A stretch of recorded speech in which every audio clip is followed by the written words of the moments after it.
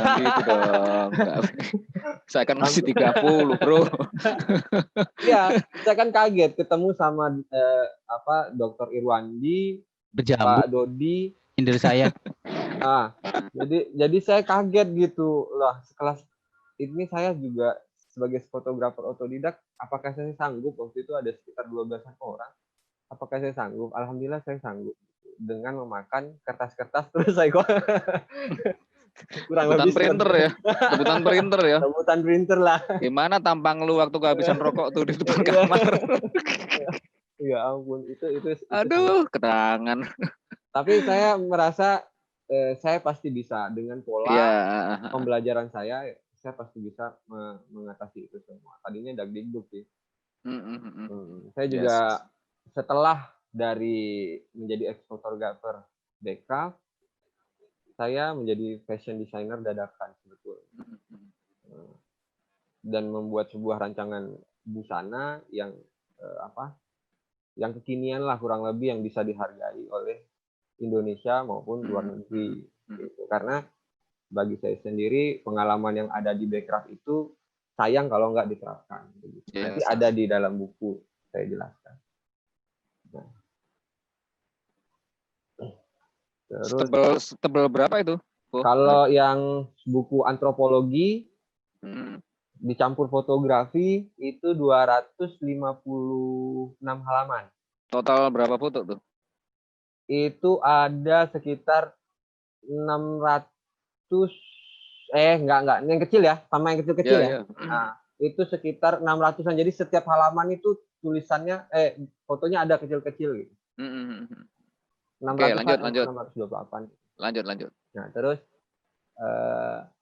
di sini saya ingin menjelaskan cara kerja saya dalam menjalani tugas waktu di Belitung melalui perspektif yang menurut saya sudut pandangnya tuh cakupannya luas. Luas dulu saya ambil. Jadi kayak sebuah segitiga. Jadi saya melihat Belitung itu kayak apa sih?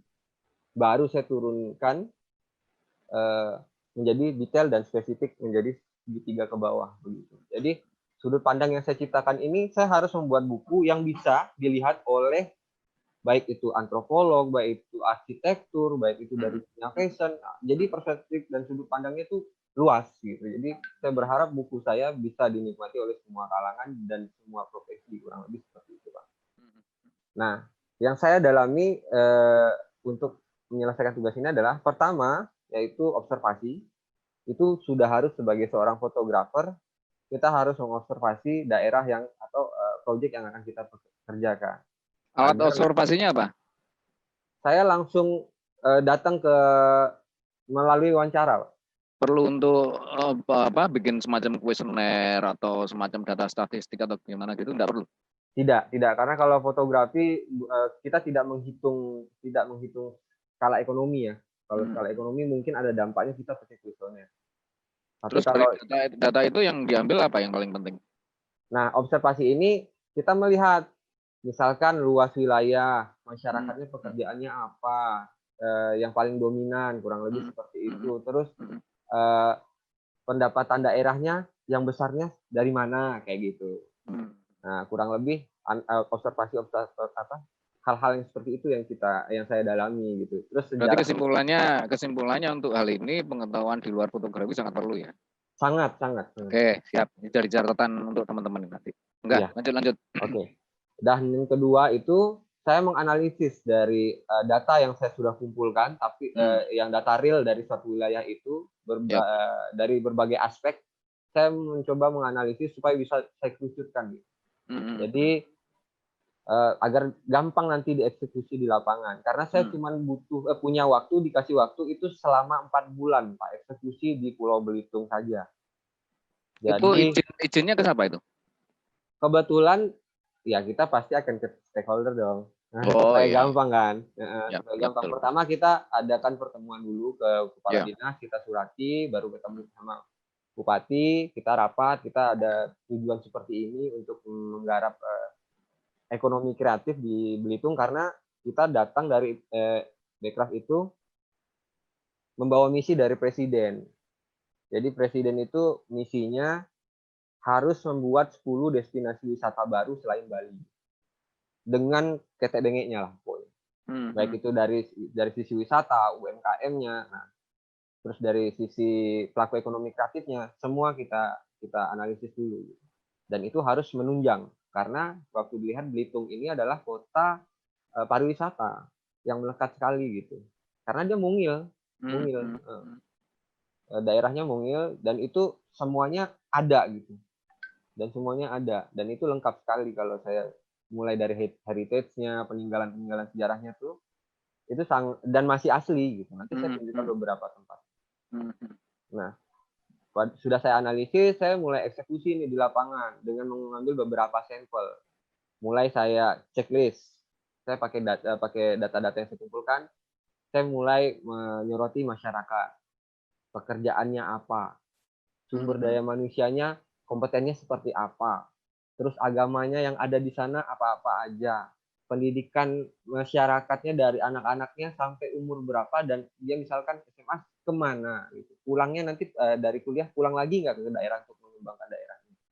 Kurang lebih seperti itu, kayak kita petakan dulu. Nanti dari SMA anak-anak ini masuk ke kampus yang mana? ITB kah, UGM kah, atau kemana gitu. Jadi kita bisa mematokkannya nanti setelah itu. Dengan posisi lokasi pulau di situ, aku kira kok perasaan sih kayak masuk di provinsi nih, bukan Lampung ya, bukan Sumatera Selatan ya. Riau dia. Ya masuk Riau ini. Kepulauan Riau. Berarti izinmu intra Pemda ini? Iya, saya melalui bupati karena dari Bekraf langsung ke ke gubernur kan, Nah, kita tinggal main dari kepala dinas baru naik bupati menyurati gubernur, kurang lebih seperti itu. Untuk birokrasi seperti ini masih ada nggak dalam tanda kutip kasih apa di bawah tangan gitu? Pasti ada. Cuman pertama sekali saya datang itu tadi saya agak dikucilkan. Tapi begitu ada namanya selembar surat sakti yang sertifikasi itu, dia mulai percaya begitu. Berarti di sini jadi bukti bahwa sertifikasi itu sangat berbicara ya? Ya. Oke, siap. Ini catatan Kang Denny nih. Catatan ini. Jadi sertifikasi memang sangat berfungsi ketika ada urusan penting seperti ini ya. Ya, untuk mengurus birokrasi lah segala macam itu. Karena udah ada logo Garuda kan, dia mau ngomong apa lagi. Ya jangan sampai logo tenunmu. Monggo lanjut. Oke, kita lanjut. Setelah itu saya mulai karena jalan-jalan lihat sumber daya alam yang ada, saya mulai memetakan lagi. Ternyata di sana sumber daya alamnya tuh yang ada ya, itu dulunya dan masih berjalan itu kaolin. Kaolin terus timah tapi udah agak sedikit berkurang, tapi masih ada yang ilegal, masih ada.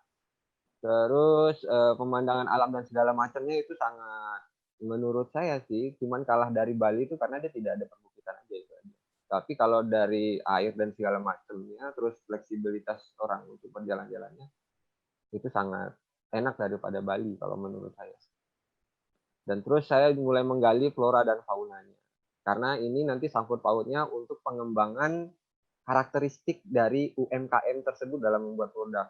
Misalkan kayak saya, kayak gitu. Saya mengembangkan, misal kalau di sana ada corak flora atau fauna yang diterapkan di dalam sebuah tenun atau batik, kita bisa melihat sejarahnya kayak apa. Karena anak-anak DKV kan dulu membuat sebuah motif itu berdasarkan sebetulnya dari tulisan-tulisan yang ada di batu kan itu sebenarnya.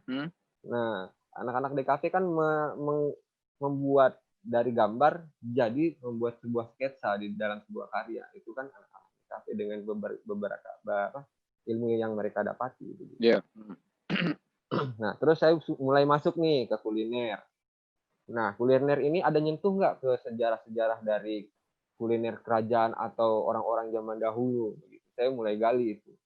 Terus dari suku-sukunya apa aja yang pertama masuk di Belitung? Itu juga. Wait, sebentar, Bro. Jadi secara keseluruhan kalau dari karya ini, apa sih yang ingin kamu tembak sebetulnya dalam tanda kutip? Karena di sini kan ada beberapa sisi yang kamu nih.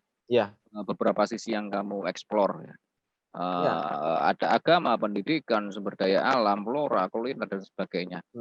Peruntukannya untuk siapa nih sebetulnya? Ini sebenarnya untuk masyarakat Belitung sendiri, untuk menyadari bahwa nanti jika ada, karena mereka kan kota wisata, takutnya nanti ada sesuatu hal yang mendoktrin mereka dari budaya luar, dan itu ngehits masuk ke dalam anak-anak muda, itu sangat disayangkan kalau mereka nggak bisa menggali daerahnya sendiri. Padahal yang membuat mereka berbeda adalah jati diri daerah mereka, dari alamnya, dari budaya masyarakatnya. Itulah yang membuat mereka berbeda. Nah, ini yang ingin saya tampilkan ketika saya akan paparkan nanti di depan bupati ataupun gubernur.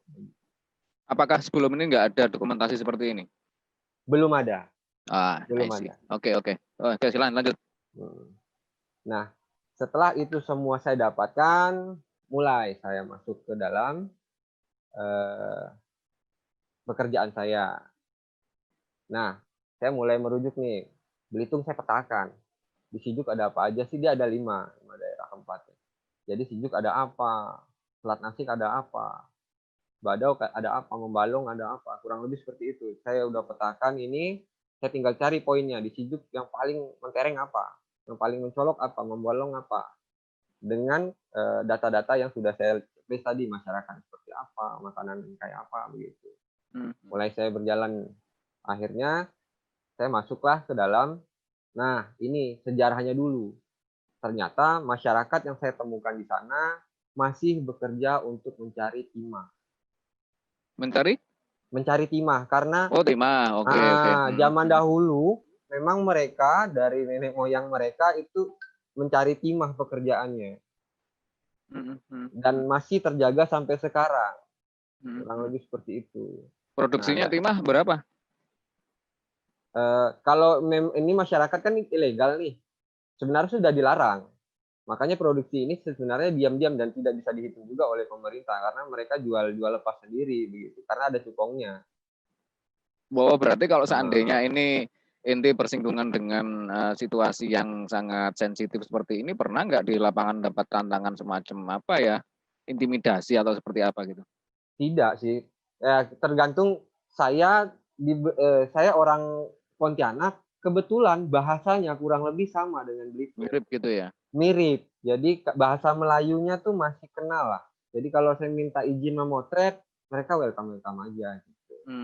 Dengan tujuan apa saya jelaskan, saya dari ini ingin memotret ini untuk menjaga tradisi yang masih alami, yang masih Bapak kerjakan di sini. Saya izin memotret Bapak, boleh? Silakan nak. Ya udah saya potret. Ya berarti komunikasi penting ya di sini ya? Penting sekali. Siap. Enggak, silakan lanjut. Nah, ini adalah PT Timah yang pertama kali yang ada di Belitung.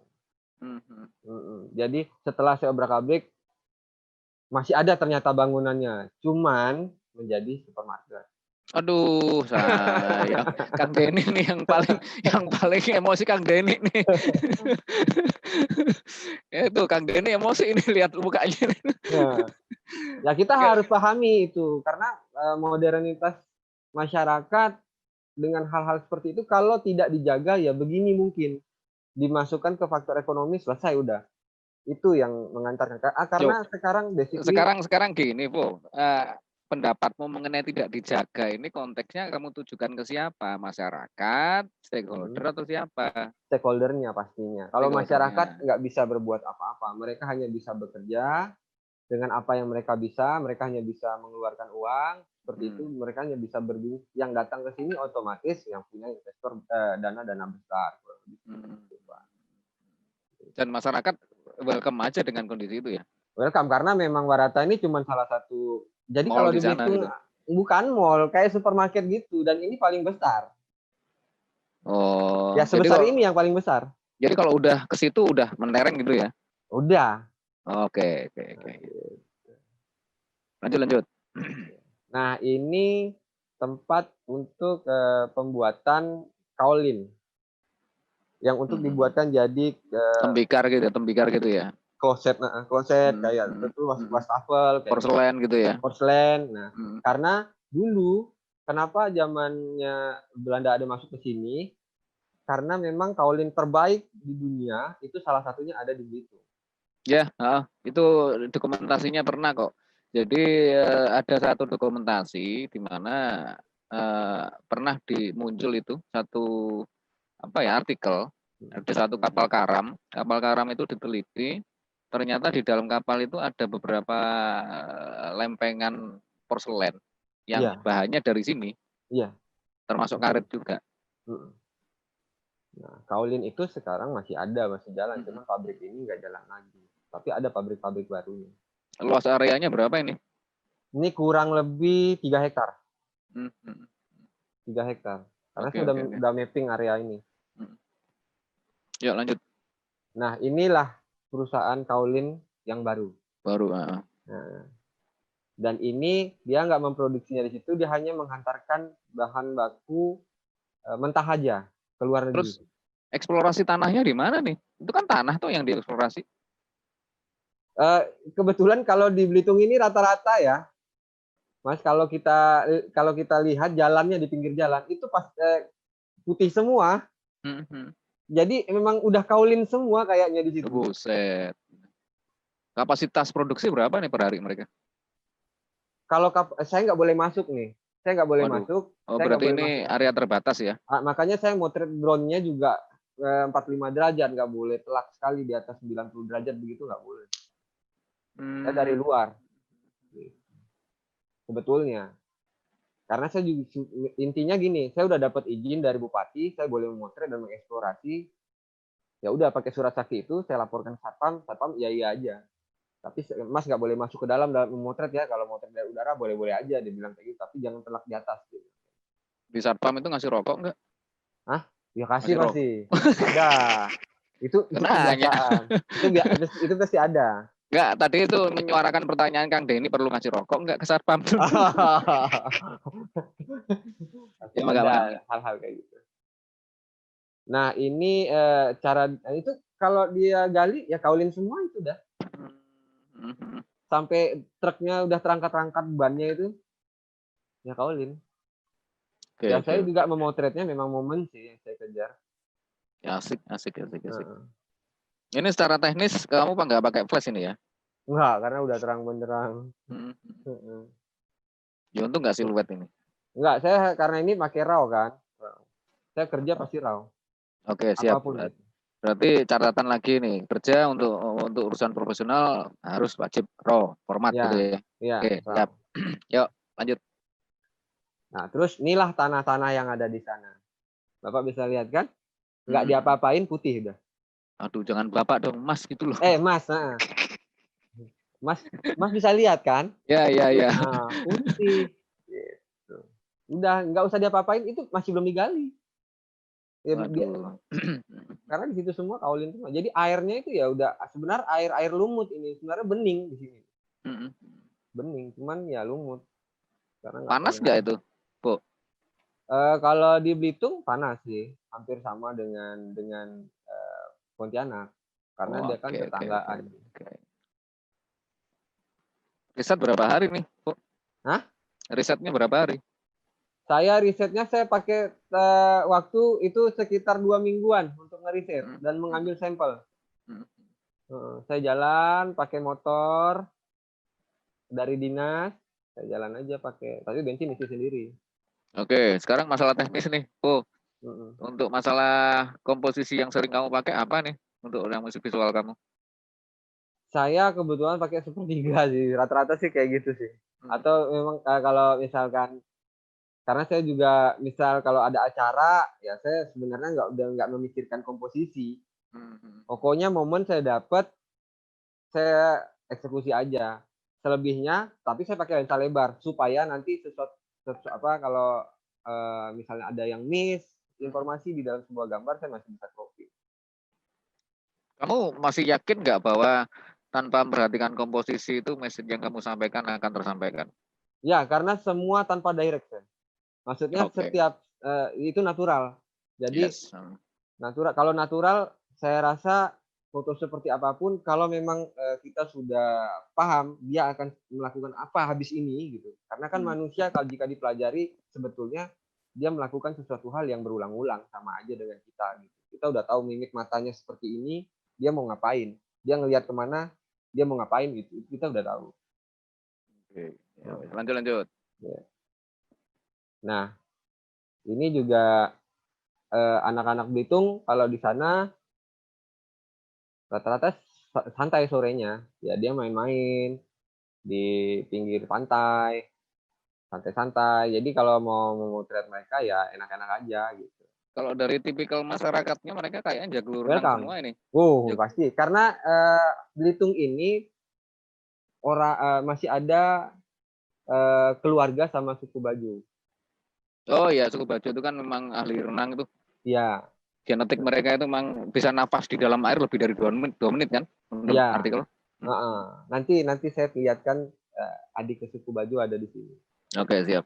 Mangga.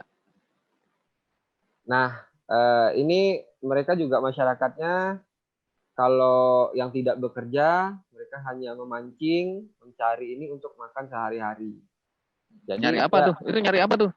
dia nyari kerang, nyari ikan. Oke. Nah, gitu. Nah, ini Ya, dia ya. pakai ban. Jalan. Kalau kerang dia nunggu pantainya agak surut. Gitu. Baru dia jalan agak ke tengah, dia mencari kerang. Oke, ya lanjut. Memancing. Masyarakatnya seperti itu tuh kalau yang tidak bekerja. Ya ini stop di yang slide barusan tadi. Mundur. Nah, ini terlepas dari tujuan bukumu ya. Ya. Kenapa kamu nggak memutuskan untuk bergeser posisi untuk memotret orang itu? Karena kalau yang di sebelah situ sebetulnya pantainya tuh warnanya pasirnya tuh nggak terlalu bagus. Sebelah situ. Terus ada dok-dok yang maksudnya gini, kapal-kapal yang ibaratnya warnanya tidak terlalu bagus dan mengacaukan komposisi saya sebetulnya. Komposisi warna ya, dari sisi warna. Iya. Makanya saya tutup pakai ini.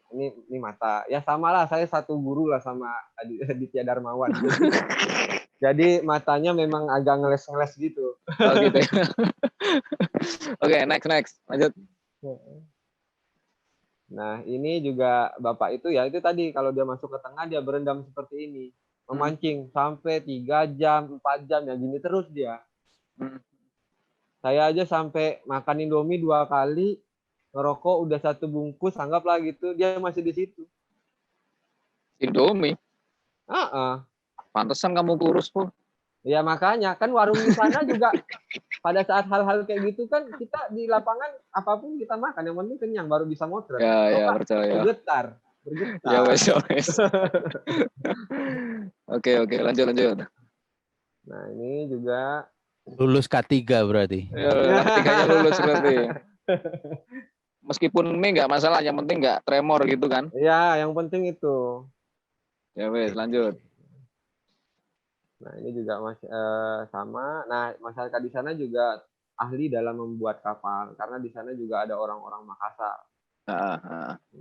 Darah-darah Makassarnya ada. Jadi mereka membuat kapal-kapal Pinisi itu ya ini sekitar 6 bulan udah jadi kapal besarnya dengan harga sekitar 500 juta sampai. Nah, ini bapaknya yang membuat kapal itu. Prosesnya berapa lama tuh bikin satu Pinisi itu? 6 bulan. 6 bulan. 6 bulan itu untuk ini bobot mati berapa itu? Itu kalau dimeterkan ya kapalnya sekitar 15 sampai 20 meteran lah. Bahannya? Bahannya kayu yang ada di situ. Karena hutan mereka sama dengan hutan Kalimantan. Jenisnya apa? Bengkirai. Kalau di Jawa apa ya? Apa bengkirai itu? Ya, tapi memang tahan air ya? Iya. Sama kayak kayu belian, makin kena air makin kuat. Kayu ulin gitu ya? Ulin. Ya, oke. Siap. Nah, kalau kayu ulin kan susah dalam membengkok-bengkokkannya, Pak. Nah, inilah cara yang paling uniknya di situ tuh. Saya baru tahu kalau membengkokkan kayu tuh dengan ada tekniknya. Mereka masih manual, masih tindih pakai batu dan segala macam. Ada yang nanya nih, Mas Andiata nih. Sumber pendanaan proyek ini apa dari pribadi atau pemerintah nih? Untuk awal kita safety duit dulu. Kita dikasih, misalkan kita dikasih akomodasi. Kebetulan tim kita tuh yang paling ya nanti kalau udah akhir project per chapter atau per laporan per bulan kita baru udah ada laporannya baru dikasih uang untuk mengganti uang Oh, kita plus bonusnya. dirembes gitu ya? Iya. Oke. Nah ini juga salah satu untuk teknik mereka dalam menjemur kayu sebetulnya. Ini di hutan bakau ini kayaknya. Iya, dia juga ada kan dia bakau di sana juga banyak. Ada beberapa tipikal pantai yang ibaratnya di dalam ada anak pantai, nah di situ banyak bakau. Tapi kalau di pinggir pantainya rata-rata sedikit sih. Nah ini mereka mencari untuk jalur karena rumah masyarakat kan masuk ke dalam jalur air kan dari pinggir pantai masuk ke dalam jalur kecil gitu. Yo, next. Nah ini mereka pada pulang masyarakatnya ya ada juga yang jadi nelayan rata-rata. Nah selesai itu mereka bawa ke pasar. Oh iya, stop di sini, stop. Untuk TPI yang ada di situ pengelolaannya kok masih kayaknya belum terkelola secara bagus ya. Iya, itulah yang saya bilang kalau di sana tuh sebetulnya budaya mereka tuh sebenarnya kental, tapi mereka nggak mau peduli dengan yang di atas begitu. Ya mereka cukup bekerja ya di bawah-bawah aja untuk kehidupan sehari-hari. Ya jujur mereka juga bisa hidup untuk seperti ini untuk bertahan sampai sebulan itu sangat aman lah kata mereka seperti itu. Berarti ini jangan-jangan kamu ada titipan suara dari bawah untuk ke atas. Ada kalau dari bawah untuk ke atas pasti ada. Di dalam buku kita semua ada. Tapi kamu kemasnya lebih gimana gitu kan? Ya. Ya. Ya next. Nah ini untuk ibu-ibunya. Nah ini tipikal orang-orang laut. Jadi kulitnya agak hitam kayak gitu. Badannya besar-besar karena mereka juga rajin berenang ya. Jadi badannya tipikalnya tuh. Ya nah ibu-ibu ini kan dulu waktu dia kebanyakan tinggal tuh di laut sama kayak suku Bajo. Jadi yang nenek moyang mereka juga ya kalau melahirkan di sampan. Waduh. Iya. Terus sempat nanya nggak tanda putih lidah itu maksudnya apa? Nah ini kebetulan habis upacara namanya Muangjong. Nanti ada terakhir. Terakhir Muangjong itu ada. Jadi kayak selamatan laut gitu. Kalau di Jawa namanya apa ya? Larung saji istilahnya mungkin. Iya betul. Nah yang di kepala itu untuk membuang nasib sialnya kurang lebih seperti itu. Oke, next. Nah ini untuk ibu-ibu masyarakat yang ada di tengah bukan di pesisir. Ntar wait. Di pesisir seperti ini kira-kira sampai seberapa dalam sih modernisasi yang mereka dapat? Apakah katakanlah smartphone, kemudian TV, kemudian apapun itu yang sifatnya modernisasi, kira-kira sampai seberapa parah mempengaruhi mereka? Kalau mereka harus saya akui, mereka jarang menggunakan handphone kalau yang di tengah. Ini yang di tengah, pulau. Jadi kan kita udah terbiasa gitu kalau di tengah dari sebuah pulau, kalau pesisir tuh pasti warganya tuh ibaratnya punya rumah yang lebih baik gitu. Karena mereka daerah untuk pertukaran hasil kan. Kalau di tengah ini kan agak sulit. Jadi mereka mau bangun rumah pun dari kulit kayu. Mayoritas agama apa di situ? Muslim, tapi Muslim cuman percaya akan dukun. Aduh. Oke. Jadi nggak ada dokter di sana di tengah itu. Terus kalau mereka sakit apa diupain ke dukun gitu? Iya. Jadi kalau misalnya mentok dukun bertindak gitu? Iya. Oh gitu ya. Jadi kalau salah-salah juga salah-salah. Jadi kalau salah-salah motret juga bahaya di sini. Oke. Ya next. Nah ini karena tadi sampahnya nggak bisa ke pinggir, jadi mereka kalau untuk ke pesisir mereka pakai alat seperti ini. Udah menambatkan kapalnya, mereka pakai alat seperti ini untuk ke pinggir. Nah, ini kalau pantainya surut. Anu ya, lumpur ya. Ya, ini kalau pantainya surut kayak gini. Terus ada kayak lumpur penghisap gitu, jadi harus hati-hati. Oh iya, Po, saya nanya nih. Hmm. Sumatera itu zaman dulu itu kan istilahnya pelabuhan atau pintu masuk dari turunan-turunan bangsa Yunan, bangsa Cina dan Tionghoa. Di situ kira-kira ada semacam petilasan nggak yang mencerminkan bahwa memang bangsa Cina atau Tionghoa itu pernah berlabuh di situ? Ada. Ada ya? Heeh. Ada pelabuhannya. Hmm. Ada pelabuhannya, dan pelabuhan itu sebenarnya besar dulu. Dan memang di dekat pelabuhan itu ya pasti ada pekong. Ada semacam biara atau enggak? Atau gimana? Ada. Ada Banyak. Cuman kehidupan beragama antara yang pakai biara dan masjid di situ gimana? Aman. Mereka toleransinya tinggi banget. Karena notabene orang Belitung juga kayak, misalnya kayak Ahok. Mereka keras, tapi care-nya bagus. Dia to the point. Untuk dari sisi historis ini nih, historis kerajaan Nusantara. Di situ lebih kental ke Sriwijaya atau ke Kalimantan? Kalau ini dia nggak ada kerajaan yang, kalau saya lihat ini nggak ada kerajaan yang terlalu berat, karena mereka semua pendatang dan mereka rata-rata dari Riau. Semua pendatang dan rata-rata dari Riau. Artinya kamu nggak bisa men-tracing penduduk asli situ. Men-tracing bisa, cuman mereka mengatakan mereka membawa kebudayaan Melayunya dari Riau. Dari kepulauan ya, Bu ya. Kepulauan. Ya, ini banyak orang Dabu juga ini pasti yang di situ. Iya. Nah, kalau untuk orang Melayunya, tapi kalau untuk orang-orang lautnya, suku lautnya, mereka dari Sulawesi banyak. Terus untuk bentuk kapal mereka kamu teliti nggak bentuk kapal? Ada keunikan sendiri perbedaan antara penduduk situ dengan ada di Kalimantan Barat kayak atau dengan Kalimantan Selatan mungkin? Kalau untuk kapal penangkap ikannya hampir sama.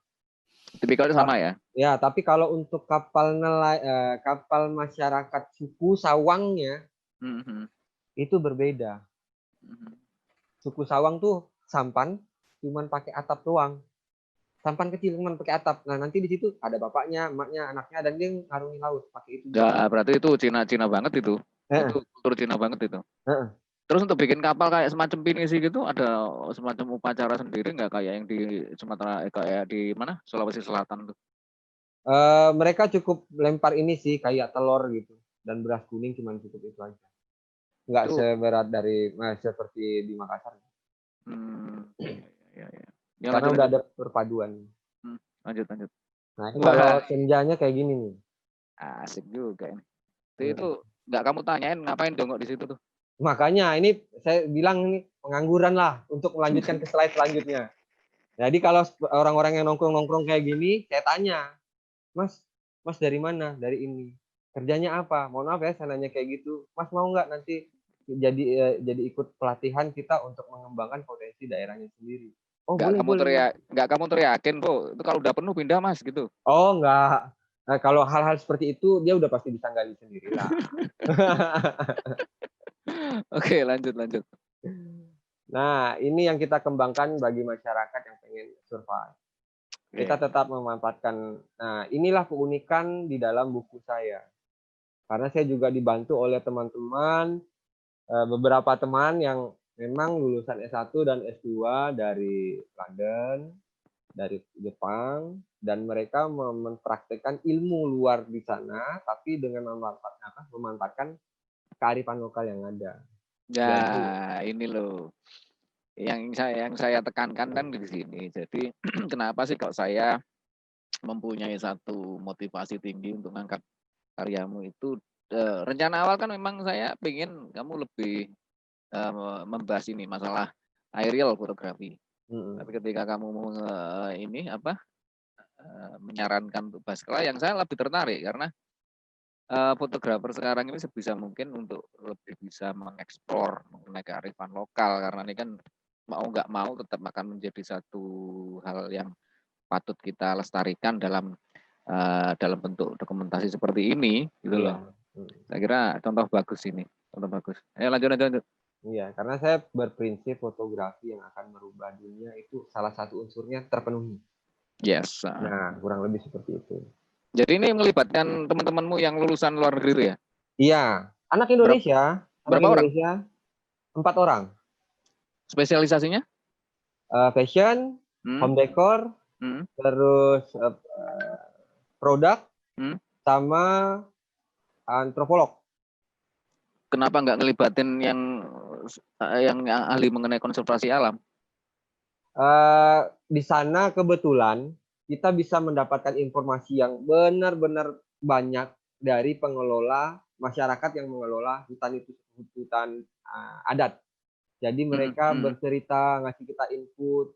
Itu sebenarnya oke, dia nggak mau masuk ke hal-hal luar di dalam situ. Jadi cukup kita gali apa yang mereka mau dapatkan. Akhirnya mereka minta buatkan kemasan untuk jamu dan tanaman yang asli dari hutan tersebut. Oke, untuk masalah konservasi alam nih, pendapatmu sendiri gimana? Kalau untuk konservasi alam sih, kalau menurut saya ya, hal-hal seperti itu bisa aja dilakukan oleh masyarakat lokal sebetulnya. Cuman karena sekarang kan banyak orang nggak tahu ya, kalau menurut saya, ada hutan, ada desa, dijadikan desa wisata.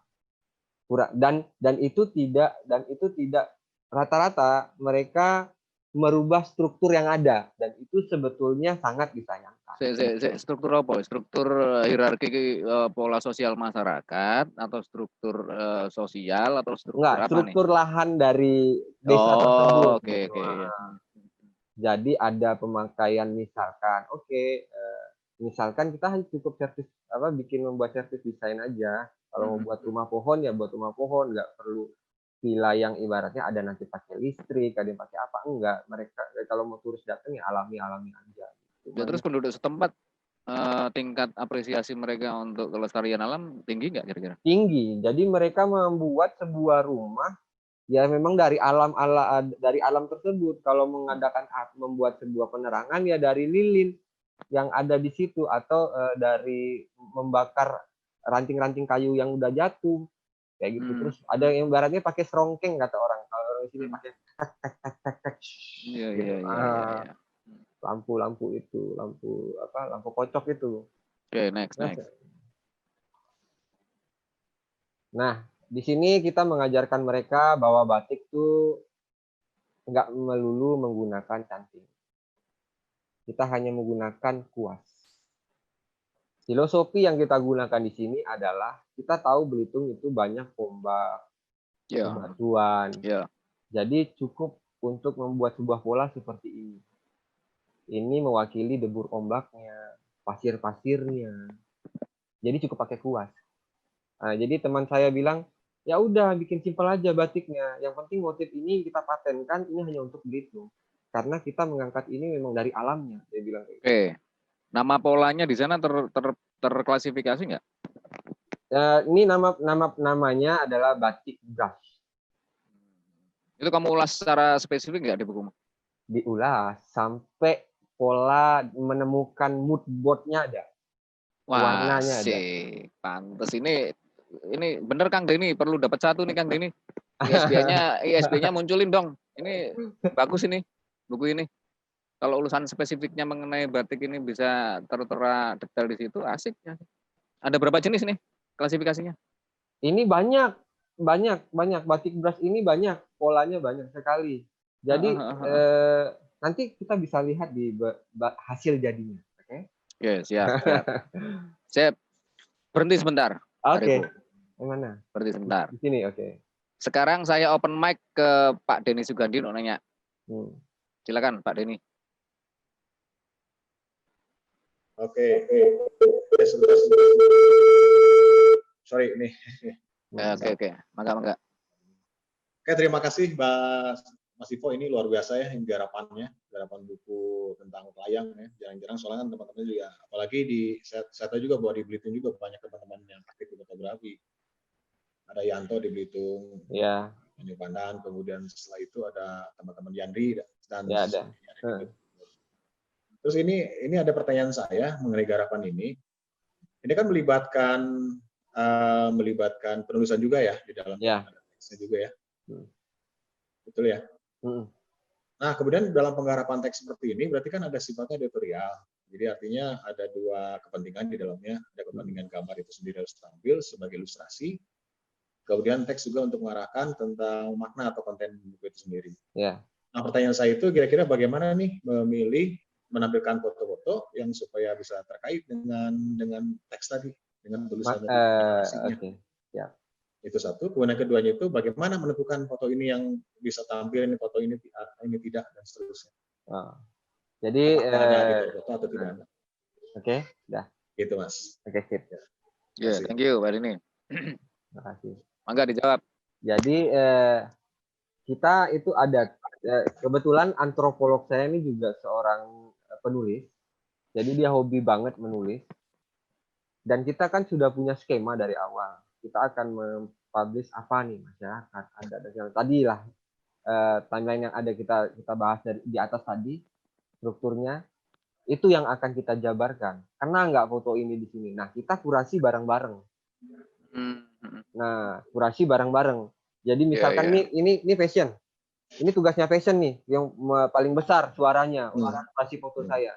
Layak nggak? Nah, nanti dari pilihan saya, foto ini bagus nggak teman-teman? Nah, kurang lebih seperti itu. Jadi kita berbagi dan open dalam sebuah karya. Saya juga sebagai fotografer, kalau fotonya nggak kena, saya belajar di situ. Oh, I see.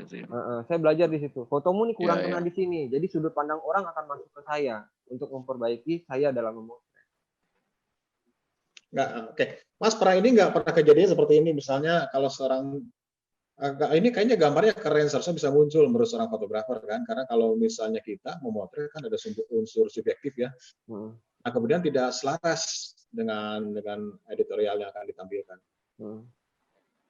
Ya, jadi gini, saya misalkan batik saya kasih dia 15 opsi foto, nah dia yang memilih gitu.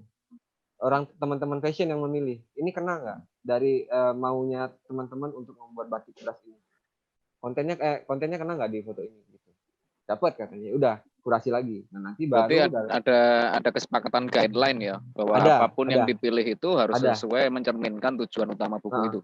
Iya, dari beberapa orang ini harus satu track berkaryanya satu jalan.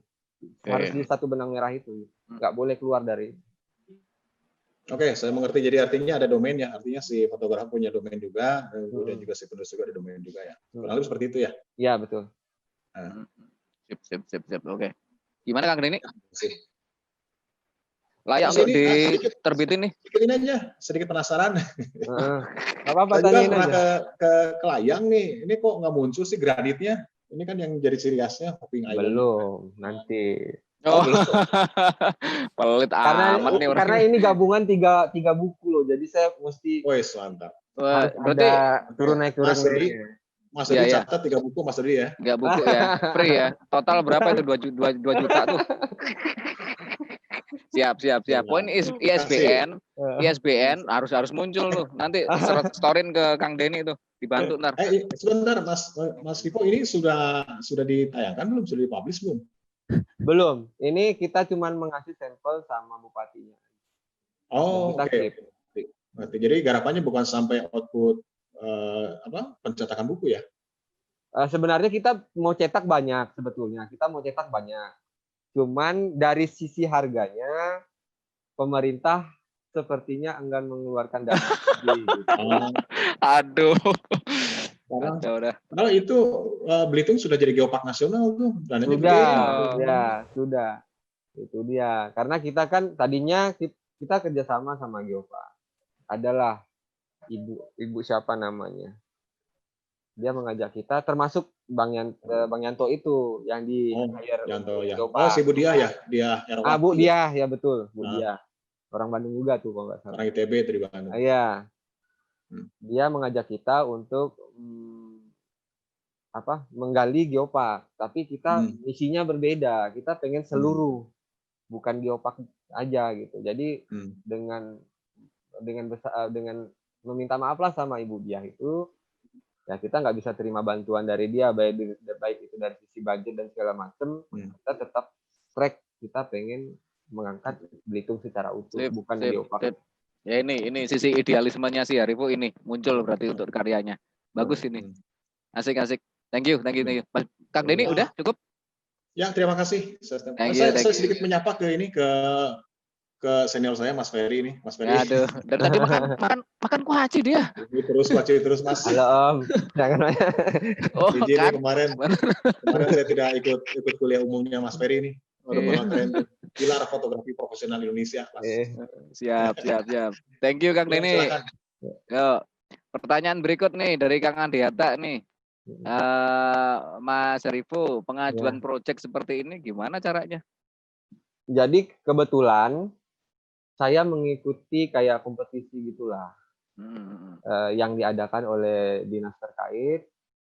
Jadi daftar dari 135 fotografer, kepilihlah 5 fotografer. Nah itu tadilah, nggak tahu, saya menunjukkan portfolio saya dan surat sakti saya kepilihlah untuk menangani Belitung secara utuh, hanya sendiri saja. Terus dari sisi budgeting berarti sempat dapat semacam apa ya, subsidi gitu ya? Ada subsidinya, ada. Tapi setelah proyek selesai. Total berapa per bulan? Total berapa? Berapa termin untuk di 4 kali termin. 4 kali termin total? Ya. Totalnya berapa? Ke 76 juta. 76 juta, oke. Ya. Siap. Jadi gitu Mas Andiata untuk proses untuk mengurus proyek seperti ini. Oke, next pertanyaan berikut nih. Dari Mas Sugianto di Malang ini. Proses pembuatan kapal pinisi itu ada proses ritualnya atau enggak? Oh, tadi sempat saya tanyakan ya. Ya. Karena sangat seingat saya di Sulawesi, tempatnya di Bulukumba itu ada cara ritual seperti itu sebelum proses pembuatan. Mohon dijelaskan lagi Mas Harifu ke Mas Sugianto yang di Malang. Ya, kalau di sini dia sudah banyak perpaduan. Jadi kebudayaan asal dari Makassarnya sendiri tetap digunakan, tapi juga harus melihat unsur-unsur, kan di sini kan dukunnya berbeda. Oh. Nah gitu, dukunnya berbeda, jadi ritualnya agak sedikit di mix and match kan. Apa yang gitu ya? Yang pembuat kapalnya lakukan sesuai dengan misalnya dia orang Makassar, ya silakan. Tapi nanti agak kamu harus mengikuti juga apa yang sudah menjadi aturan yang ada di sini, kurang lebih seperti itu. Oke. Nah, gitu. Terus ini pertanyaan dari Pak Imam nih, saya open mic aja. Pak Imam, mana Pak Imam nih? Aduh. Pak Imam, munculin dong gambarnya. Halo Pak Imam. Hehe, muncul dia. Mangga, Pak Imam. Pak Harifu. Iya. Sorry, aku nggak bisa ngumpulin. Mukaku nggak keluar karena ini pakai barang kecil. Oh, nggak apa-apa, Pak. Nggak, aku mau tanya Pak Harifu. Iya. Ketika menyusun mau berangkat dulu ke situ, itu kan tahu saya Pak Harifu kan di Pontianak ya? Iya. Terus ini kerjaan di Belitung. Iya. Nah, ketika menentukan Belitung itu ada nggak referensi dasarnya kenapa milih itu gitu loh, atau hanya orderan saja? Sebetulnya ini orderan karena kita ada 5 wilayah. Oh. Jadi kita ngacak gitu sebetulnya, Pak. Jadi kita bersedia ditempatkan di 5 daerah, siapapun itu 5 fotografer itu. Siak, Wakatobi, Belitung, Dompu, sama Singkawang. Saya berharap Singkawang tadinya karena saya udah malang melintang kan di situ. Ternyata dapatnya di Belitung. Gitu. Jadi riset awalnya gimana itu? Riset awalnya kita beberapa orang kayak anak-anak DKV dan segala macam, semuanya dites, termasuk fotografer. Semuanya dites dan segala macam, dipilih, dikurasi lagi ke di magisternya psikologi UI. Oke. Itu dengan 9 tahapan, baik itu portfolio, wawancara dan segala macam tes, pokoknya 9 tahapan lah. Nah itu dikurasi. Nah lolos itu barulah kita ditempatkan di daerah yang sesuai dengan karakter foto kita. Dan 9 tahapan tuh berapa lama Pak Rivo? 2 hari, Pak. 2 hari. Dan Kacau. banyak. 2 hari itu banyak. Banyak Saya yang pikir 9 tahapan itu ya 1 tahap tuh 2 hari gitu kan. enggak, karena dia kan dipanggil gini, Pak. Untuk nomor urut sekian sampai sekian datangnya hari ini. Oh, Heeh. Oke. kesannya Jadi- kayak formalitas gitu aja ya kesannya ya. Jadi saya emang udah teman-teman saya emang udah ada yang datang dari seminggu yang lalu udah ada gitu. Oh, Udah itu ada. itu sertifikat asesormu berbicara enggak? Kan kebetulan waktu itu setelah ini baru saya ikut asesor. Oh iya, oke. Oh. Ya, Ya, gitu. ya. Siap. Enggak Pak Imam. Oke. Ya itu aja. Saya pengen tahu kok prosesnya kok gimana gitu loh. Ya. Nggih. Riset-risetnya kan setahu saya Pak Rivo kan di sana, di mana di Pontianak gitu ya. Pontianak ya. Heeh. Udah Pecah Belitung, kok bukan Singkawang atau apa gitu udah dekat situ kan. Enggak, karena kita kan dipilih tuh dari Oke. pusat kan. Ya. Siap. Terima kasih Pak Rivo Thank informasinya. you. Sama-sama, Pak E. Thank you Pak Imam. Ada lagi dari Mas Andi Hatta ini. Karya Mas Harifu ini apakah bisa disebut karya jurnalistik? Saya lebih mengatakan dokumenter kayak. Dokumentari ya. Dari Kotek. Oke. Nah. Kira-kira ini menurut Mas Harifu sesuai dengan idealisme Mas Harifu atau bagaimana? Ini sangat sesuai dengan mata saya.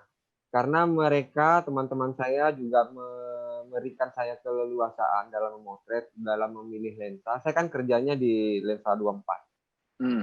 Saya di lensa 24, itu mata saya kelihatan enak di situ.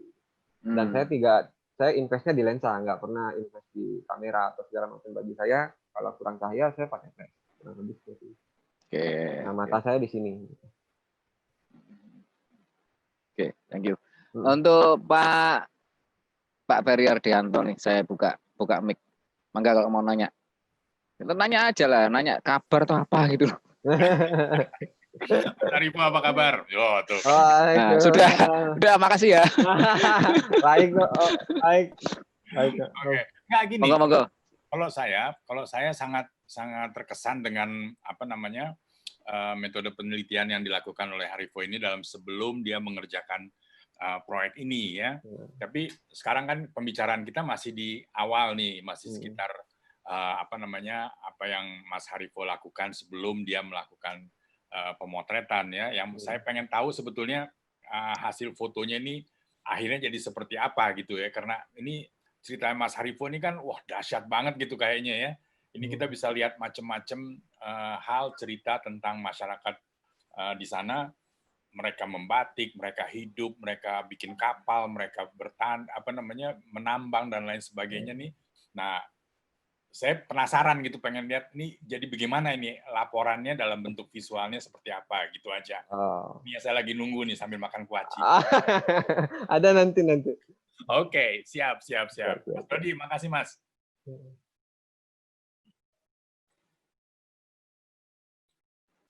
Oke, Mas Harifu. Mangga dilanjut untuk PowerPoint-nya. Oke, sip. Nah, ini juga ada tukang patri silver. Jadi kita juga bekerja sama saya sudah melihat beberapa teman-teman yang sudah datang ke sini untuk membuat sebuah aksesoris yang nanti bisa dikembangkan. Yang pastinya mengangkat ini kan adalah bunga yang identik yang ada di sana di pinggir jalan. Jadi dibuat polanya karena di sini pembuat keramik terbaik ada di sini. Jadi ini semua aksesorisnya dari keramik dan dijadikan sebuah kalung. Kurang lebih seperti itu. Dengan menggunakan masyarakat yang ada di sana. Kalau ibu ini memang asli orang sana. Jadi dia punya kemampuan, tinggal kita gali aja, tinggal kita polis aja, ternyata membuat sebuah karya, dan ini kita jujur udah kita jual ke London. Karena kita melewat Backcraft, lewat Copycon udah jual barang kita sampai ke sana gitu. Dan ini diterima sekali di sana. Ternyata orang Indonesia nggak jelek-jelek amat tuh kalau buat karya, dan mereka sangat suka banget gitu. Nah, kita membuat contoh ibu ini supaya bisa membuat orang lain yang pengen berkarya semangat lagi untuk di Belitung gitu. Nah, ini juga Mbak perempuan ini, Kayu Raya, dia punya brandnya. Dia spesialis untuk kayu, ornamen kayu. Dia spesialis banget. Nah, kita ajak kerjasama juga. Nah, akhirnya dia membuat tempat untuk rekan-rekannya yang lain untuk membuat pola ini. Dan ini dijadikan sebuah karya. Nah, ini Bapak yang membuat keramiknya. Ini prosesnya segala macam. Sebenarnya detailnya ada di dalam buku ini, secara detail. Gitu. Ini secara umum aja, biar penasaran gitu. Jadi ini secara eksklusif yang umum-umum aja, siapa tokohnya, dia mengerjakan apa, ini yang saya tampilkan dalam slide. Nah, ini pola-pola dalam dia bekerja, ini biasa, foto-foto biasa.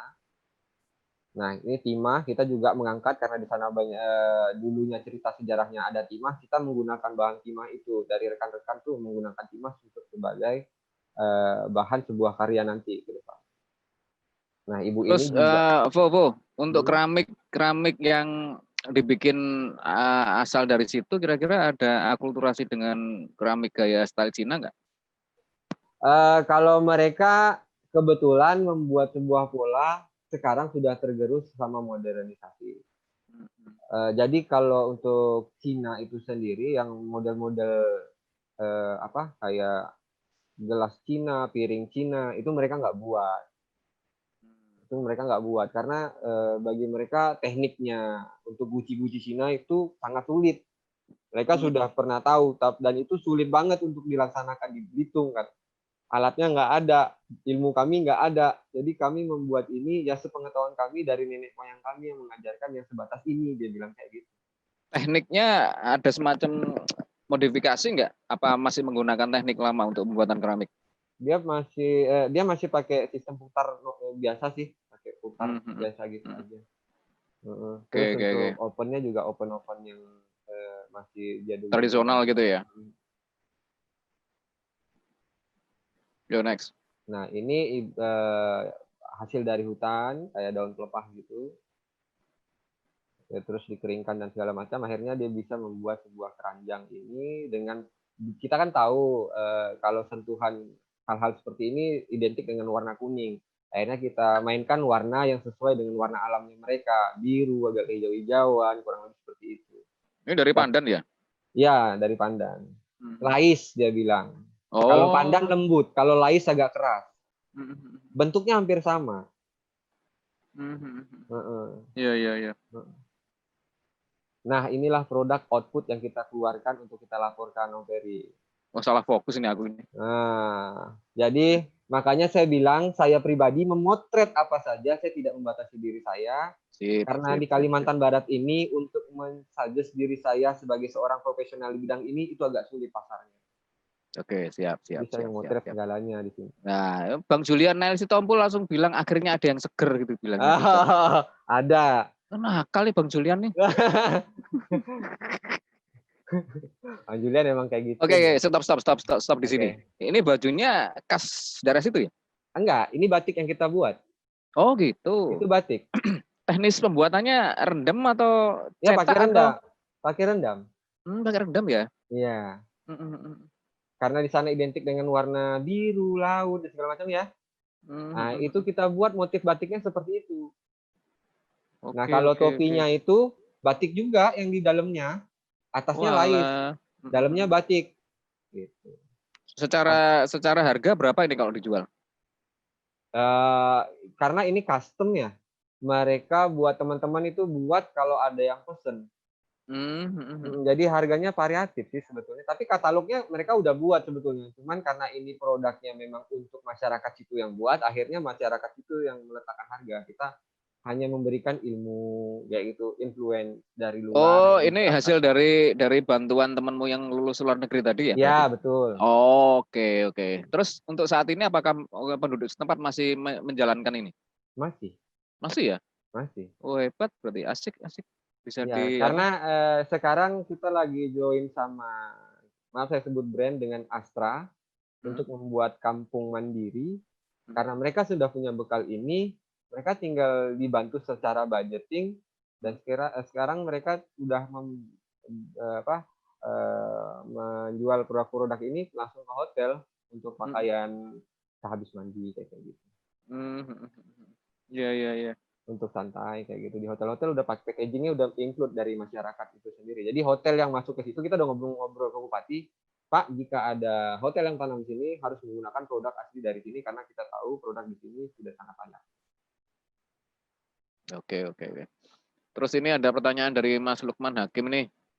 Saya ingin bertanya kenapa modelnya nggak dikonsep secara matang-matang untuk promosi, Mas? Ini masalah perspektif persepsi subjektif kita ini. Coba dijelasin, Mas.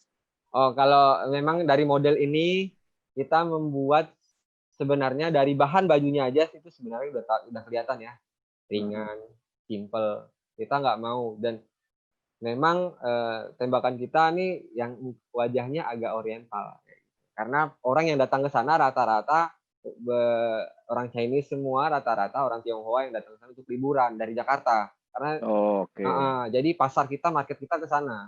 Jadi kita terapkan di model ini, ya masa ada orang mau ke pantai menor-menor kan gitu enggak. Jadi kita buat senatural mungkin karena produk yang kita buat ini dari alam.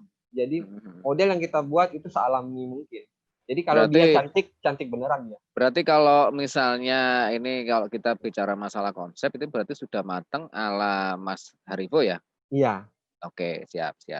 Itu Mas Lukman Hakim. Maka dilanjut Mas Harifu. Ya.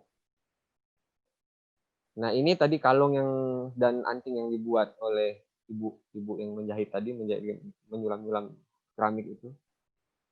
Dan itu sebenarnya sudah ada sketsanya, sudah ada sebelum barang itu. Jadi kita udah sketch barangnya akan jadi seperti apa. Kita antarkan ke tukang keramik, kita cari barang-barang produk untuk membuatnya, dan kita langsung buat. Dan masyarakat di sana kita cukup bekali ini dan mereka bisa buat sendiri setelah kita tinggal. Nah, ini juga kayak scrap gitu, bahan bantingan karena di sana pantai panas, jadi kita menggunakan scrap untuk sebagai produk yang akan kita jual, kurang lebih seperti itu. Oke. Nah, ini juga yang simple-simple gitu. Orang-orang luar negeri kan suka banget ya simple-simple kayak gini. Ya, untuk proses eksekusi ini kamu nggak bawa semacam lighting tambahan atau apa ya? Tidak. Oke ya. Siap. Artinya betul-betul available light, pakai one flash atau pakai Tidak, saya tidak pakai flash, hanya available light. Jadi kekuatan mata saya aja nih dalam melihat situasi. Misalkan kenapa saya mengambil low angle tadi si cewek tadi? Karena saya paham dari si model ini kayaknya kena kalau banyak ruang negatif, tapi ruang negatif itu ada unsur sedikit-sedikit menyentuh ke alam kayak gitu. Nah, sekarang juga seperti ini. Yang siap. Itulah. Maka lanjut. Nah, ini tadi saya bilang jam yang dari timah. Berapa itu per unit? Berapa itu? Jadi ini sebetulnya ini 400.000. Buset. Ya. 400.000. Jadi simple. Awalnya ini dimakan sama rayap. Nah, gitu. Jadi yang dimakan sama rayap itu yang kita isi timah. Jadi jamnya nggak akan ada yang sama motifnya. Wah, ini unik ini. Ini yang bikin mahal itu. Iya. Dan kayunya pun kayu-kayu yang ada di sana. Dipotong-potong, ditumpuk sampai dimakan rayap, udah kan, baru di pernis, baru ditimpa sama timah, udah kuat deh kayu. Dan tetap alami kayak gitu. Jadi katakanlah ada 10 unit gitu nggak bakal sama ya? Nggak ada yang sama, satu pun nggak ada yang sama. Jadi menggunakan ini scrap material jadi bahan yang sangat berguna dan layak jual gitu ya? Kan kita memberikan informasi, Bapak Ibu jika ingin buat produk ini gampang, semuanya ada di sini. Jangan ngambil barang dari luar, gitu. Manfaatkan apa yang ada di sini. Oh, jadi ingat kayak KKN ya jadinya ya? Itu hal-hal seperti itu. Tapi efek proyekmu ini akhirnya bisa menimbulkan manfaat ekonomis bagi warga setempat. Sekarang pertanyaanku gini, apa yang menjadi ini dijalankan secara kontinu oleh mereka? Karena kita tahu sendiri ya bahwa ini kan butuh satu pendampingan, butuh satu asistensi, terus kemudian butuh satu supervisi supaya ini berjalan dengan lancar. Kita terus udah kayak keluarga. Gimana ini kelanjutannya ini? Kita udah kayak keluarga.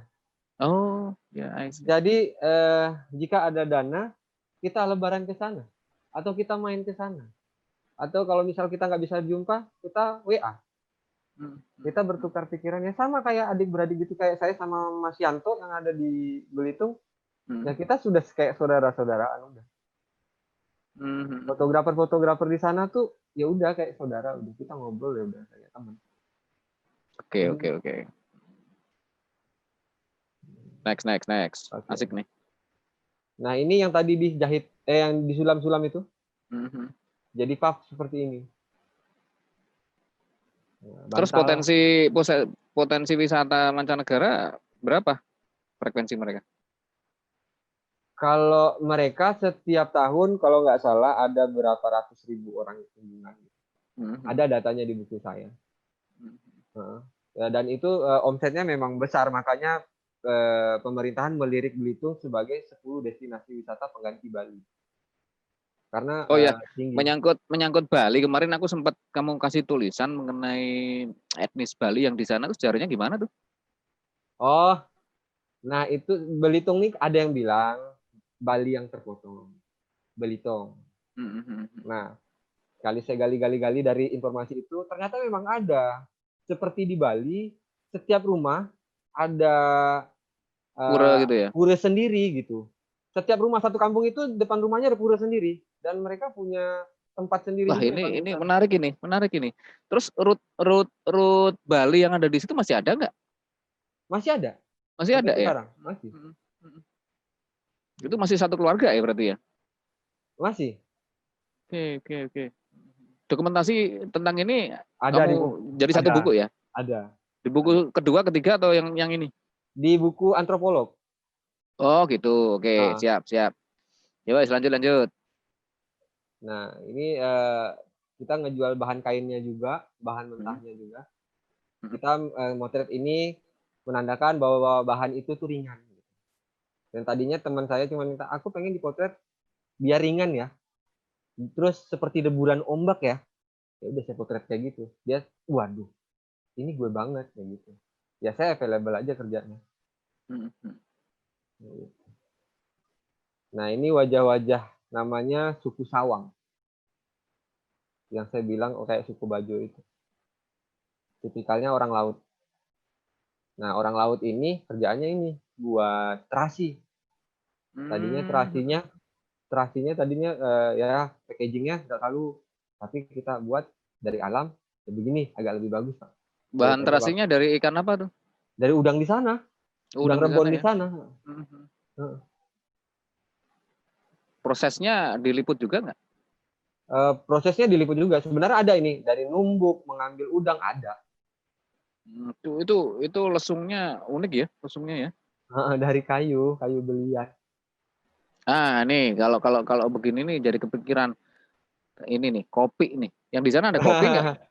Wah ada tuh nanti di kuliner. Oke, maka lanjut. Nah di sana juga ada musik tradisional. Ini namanya apa? Ini namanya japin kalau orang bilang di sana, berjapin. Wah, itu kan ada kayak gambusnya, kayak gambus. Iya, itu kalau yang dipegang orang tua yang berdiri itu kayak instrumen musik di Kalimantan ada juga kan itu? Sape, tapi kalau dia bilang ini alat musik gambus. Cuman kepalanya beda alat musik dia. Dia itu kepala rusa. Nah, filosofinya ada tanduk rusa gitu ya? Ya kepala rusa sama tanduknya. Buset, kepalanya di enggak bentuknya. Oh, bentuknya. Oke. Lanjut. Terus kita masuk ke agama. Nah, ini semuanya yang saya potret adalah masjid tertua, gereja tertua, sama kelenteng tertua yang ada di sana. Terus ini yang saya bilang pura itu. Di sana tuh kayak gini semua rumah warganya nih, yang kayak yang sebelah kanan yang paling bawah. Iya. Rata-rata depan rumahnya kayak gitu semua. Mayoritas agamanya apa di sana? Di sana Muslim. Mayoritas ya? Ya, mayoritas Muslim. Oke. Terus ini ada yang nanya nih dari Mas Andiata. Ya. Ada nggak survei setelah proyek ini selesai, dampak terhadap tingkat ekonomi masyarakat setempat atau tingkat jumlah kunjungan wisata ke Belitung? Ada, tapi Ada itu ya? langsung dari rekan kita yang baru masuk, dia mensurvei lagi kembali. Kalau saya lebih ke pengembangan, karena saya proyeknya kan putus, saya dia sebagai teman rekan kan untuk mendokumentasikan. Sampai di situ kita putus, terus teman yang produksi dia memastikan produk itu masih tetap dijalankan dan omsetnya berapa untuk ibu itu, gitu. Sudah atau para pekerja di sana sudah dipetakan itu. Oke, silakan lanjut. Nah, ini kalau dari bidang pendidikan, tadi yang seperti saya jelaskan, kalau mereka sekolah dari awal sampai nanti dia kuliah, dia akan kemana-mana saja. Sudah Oh, berarti dipetakan. ini sudah masuk ke sustainable project berarti ini ya? Sudah. Jadi kita nanti dengan target berapa tahun kamu hentikan? kalau saya sih lebih untuk melihat ini cukup 3 tahun pertama sampai 5 tahun jangka waktunya. Artinya kamu berpegang pada ini prinsip SDG itu ya, Sustainable Development itu ya? Iya, karena di rekan kita kan sudah ada business development-nya udah ada. Dia udah pernah hitung. Terus untuk yang Sustainable Development ini mana yang kamu lebih tekankan? Kita karena di sana ke pariwisata, otomatis kita lebih ke memang industri kreatifnya sih yang kita tekankan, karena di sana lebih mencolok ke sana. Nah, ini satu hal yang apa ya, inspiratif untuk teman-teman nih. Karena kamu itu profesinya seorang fotografer yang sudah merambah ke wilayah pembangunan sisi ekonomi, sosial, dan agama dan sebagainya. Terus kemudian merambah ke masalah sustainable development. Ini nanti jadi inspirasi buat teman-teman nih. Oke, lanjut. Nah, ini pantai di sana identik sama daun simpor. Jadi kebetulan di sana ada daun simpor di pinggir pantainya, ya saya pakai aja untuk framing. Pantai. Nah, kurang lebih pegangannya kayak gini. Baru saya masuk ke aerial. Nah. Ini total aerial nanti ya? Enggak semuanya aerial, cuman sekitar 70% adalah. Oke, sekarang saya nanya nih. Ini kan kesannya kayak apa ya? Satu kondisi demografik yang bahari ya. Iya. Ada nggak yang mereka itu hidup bergantung pada agraris? Kalau yang di tengah kota banyak. Okay. Tengah kota. Karena ini jauh banget nih dari pusat kota. Pengelolaan wisata di daerah situ kira-kira menurutmu sendiri gimana? Pengelolaan wisatanya bagus, mereka saling bersinergi antara yang punya tempat penginapan, tempat untuk jajanan, sama penyewaan kapal. Mereka saling sinergi kok. Misalkan, Bu, kita makan sini aja atau di sini, penginapannya di sana aja. Mereka sudah terstruktur sih. Oh iya. Merata gitu jadinya. Ya, jadi merata. Jadi setiap hotel ataupun tempat penginapan ataupun dia di sana juga ada homestay di pinggir pantai. Dan murah-murah sih. Nah, ini rata-rata sampan ini komposisi asik ini. Kapal-kapal yang wisatawan pakai untuk jalan-jalan. Sekali sewa berapa nih? Ini untuk satu orang 75.000 sampai 150. Mereka berangkatnya dengan kapasitas berapa? Kalau misalnya yang nyewa cuma seorang tetap berangkat itu? Tetap berangkat. Kalau bayarnya cukup 400.000 sampai 600 jalan mereka. Oh gitu. Murah kok untuk keliling dari pagi sampai sore maghrib jalan-jalan pakai ini itu cuma 400.000. Buset. Ini kan oke. Daerah yang kamu teliti ini kan bukan satu wilayah ke laut lepas ya kayak selatan Jawa. Untuk masalah ombak kira-kira tingginya berapa yang paling ekstrim? Aman sih. Aman ya. Kalaupun kencang kita selalu bisa berhenti di pulau-pulau kecil. Itu asik. Ya. Nah, ini juga kapal-kapal para nelayan. Nah, ini yang saya bilang, Mas, kapalnya yang sebelah kiri, paling depan sini. Nah, inilah sampannya yang dipakai sama suku di laut di sana. Besar itu. Sekecil itu ya? Mereka hidup di situ. Kalau mereka nggak punya rumah, mereka tidur di situ. Waktu awal datang ke sini. Bisa di zoom nggak nih? Nah, Bisa di zoom nggak? Tolong di zoom yang tadi itu. zoomnya pakai Pakai lensa makro. Control plus nggak mau dia. Nggak mau, ya udah nggak usah. Lewat. Fast. Next. Ya, Masih next. banyak nih. Nah, ini batu-batunya. Oh, Pembandingnya ada, lihat sebelah kanan ada 2 orang kecil. Hmm. Nah, ya, batu ini gede-gede. Tuh, orang ada yang di atas sekali, 4 orang. 4 orang. Ah, itu gede batunya segitu. Makanya yang Laskar Pelangi itu, yang ngelilingin batu-batu ini. Nah, tempat syuting Laskar Pelangi itu ada, monumennya itu ada. Nah, di sini tempat keliling-kelilingnya Laskar Pelangi itu. Yang anak-anak untuk syuting Laskar Pelangi itu. asik ya. Batunya kayak kapal-kapal gitu. Nah, inilah yang kita bentuk polanya masuk ke dalam batik. Oh iya, ciri khas pola itu ya. Jadi kayak seperti mood board gitu, dari biru, putih, agak ke kuning-kuningan gitu. Makanya tone di foto saya juga mengikuti itu. Oke. Nah, dari awal kan tone saya agak kuning dan biru. Secara nggak langsung mengarahkan ke pulau ini.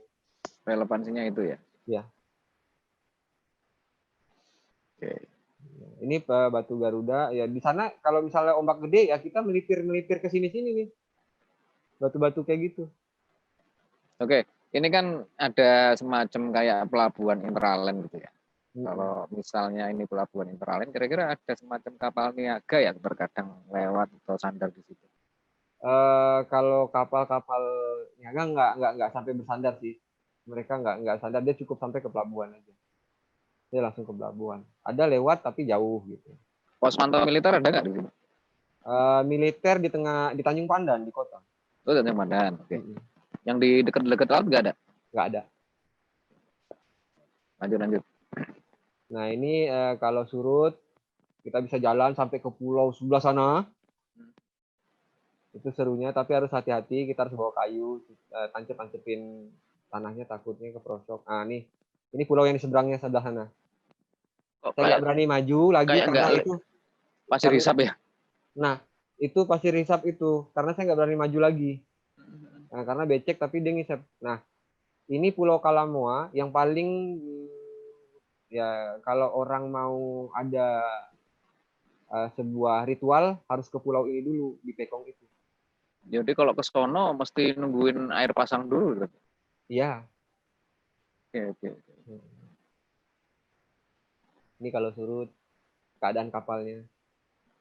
Kalau nggak sempat nggak telat bangun atau apa gitu ya, nggak mengikuti arus, ya kayak gini, dia nggak bisa ngelaut. Ini lensa berapa yang kamu pakai? Saya pakai lensa 70-200. 70-200 ya. Oke. Ini ada yang nanya nih. Ya. Dari Mas Prianto Puji. Ini salah satu pemateri ya, kita yang kemarin. Landscaper ya. Apakah foto dokumenter seperti Mas Hariful lakukan ini bisa disebut foto travel? Ya kalau saya bilang travel bisa disebut travel, tapi saya saya kan mendokumentasikan perjalanan nih bukan hanya pemandangan aja. Kalau di buku saya ya, saya kan secara menyeluruh. Tapi kalau hanya sepenggal-penggal ini ya mungkin saya travel. Makanya saya bilang tadi, saya memotret segalanya, saya potret gitu. Jadi saya belum ada spesifikasi nih, gue fotografer. Jadi apalagi di karya ini kan kamu lebih in-depth gitu ya. In-depth review artinya terhadap satu kondisi sosial setempat gitu kan? Iya. Jadi kalau dibilang foto travel ini terlalu dalam berarti? Iya, terlalu dalam ini. Saya galinya dalam banget. Oke, ini dari Mas Julian Istanbul usul kalau mau nge-zoom itu Ctrl Z, Bro. Oh, Ctrl Z. Coba dites. Enggak. Enggak. Berarti salah. Oke, siap. Ada yang nanya nih, Mas Lukman Hakim. Ya. Untuk foto yang aerial tadi pakai ND enggak? Enggak, saya totally semua pakai RAW. Enggak filter ND enggak? Enggak pakai ya. Enggak pakai. Oke, karena mobilitasnya terlalu ribet. Lepas karena saya bawa Phantom kan. Ya, ini ada nanya Mas Denny Sugandi ini, izin tanya lagi. apa proyek ini disponsori lembaga tertentu? Apakah ada perjanjian hak cipta? Ini disponsori sih sebetulnya, karena kita mengerjakan proyek itu tadinya awalnya dia memberikan kita janji akan membuatkan kita ini gitu, tapi nggak sampai itu. Kamu jangan-jangan jadi korban janji nih kamu. Oh, itu dia, akhirnya itu tidak terrealisasi, akhirnya pakai dana kita pribadi untuk mencetak buku ini. Makanya saya bilang stop lah, saya bilang hal-hal kayak gini. Saya cukup berterima kasih saya diberikan pengalaman, tapi untuk hasil karya saya bisa berikan ini totali bukan untuk betul itu ya, betul. Saya betul. untuk masyarakat, karena saya udah nazar, saya turun ke sini untuk masyarakat.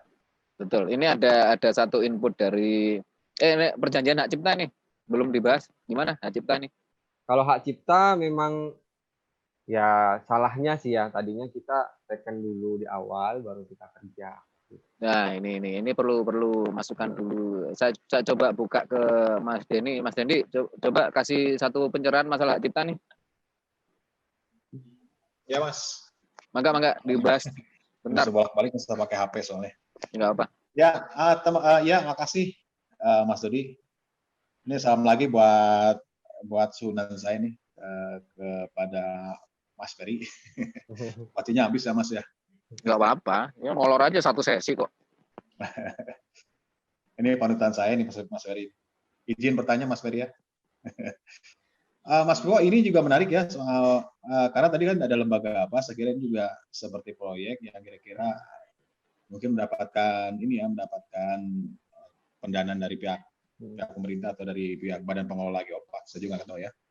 Tapi alhamdulillahnya Mas Bro sudah punya data, itu yang paling penting. Kemudian berkaitan masalah hak cipta, saya kira sih penting juga ya, apalagi dalam lembaga apapun, apalagi melalui teman dan segala macam juga bahwa yang namanya perjanjian itu harus dibikin dan dibuat dan disepakati kita beratas bukti. Karena nanti kan ujung-ujungnya adalah persengketaan biasanya. Apalagi berkaitan dengan ini ya, dan dengan data ini bisa jadi nanti ke depannya karena tidak ada kekuatan hukum, kalau misalnya dipublikasikan melalui buku nanti ada tuntutan dari pihak lain. Saya kira itu ya. Kalau saya pribadi Mas menanggapinya, kita di dalam perjanjian itu saya boleh untuk memperbanyak tuh boleh di situ. Oh iya, sepakat. Kalau kamu niatin ini sebagai donasi atau sebagai amal, terus gimana ntar? Enggak sih, kalau saya berpikir gini, buku ini kalau misalnya ada yang berminat, saya tetap kasih soft copy-nya saya kasih. Saya nggak pernah. Oh gitu. Nggak pernah, karena saya udah bilang ini untuk masyarakat Belitung, siapapun masyarakat Belitung, kalian layak untuk dapetin, bahkan untuk teman-teman yang ada di sini juga. Oke, jadi saya sarankan gini, sebelum itu diperbanyak, serahin dulu ke Mas Denny untuk diurus ISBN-nya. Iya. Jadi biar Mas Denny kasih soft copy-nya. Saya gini loh, ini tinjauan ke masalah profesionalisme. Ya apapun alasanmu, setidaknya kita ini yang ada di asosiasi ini berusaha mengupayakan apapun karya itu tetap ada semacam hak cipta yang istilahnya attach di situ. Jadi nggak bisa dong lantas kemudian ya nggak apa-apa sih sebetulnya, cuman menghindari potensi masalah di belakang. Ya, izin menambahkan lagi Mas Dudi. Ya, maka.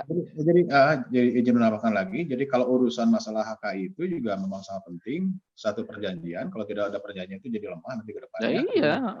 Terus yang keduanya gini Mas, penting juga kesadaran teman-teman untuk serajin mungkin mengupload karya-karyanya itu jangan di sosial media di Facebook, tapi di blog atau di WordPress atau apapun. Jadi maksudnya begini, karena HKI kita itu berkiblat pada hukum deklaratif.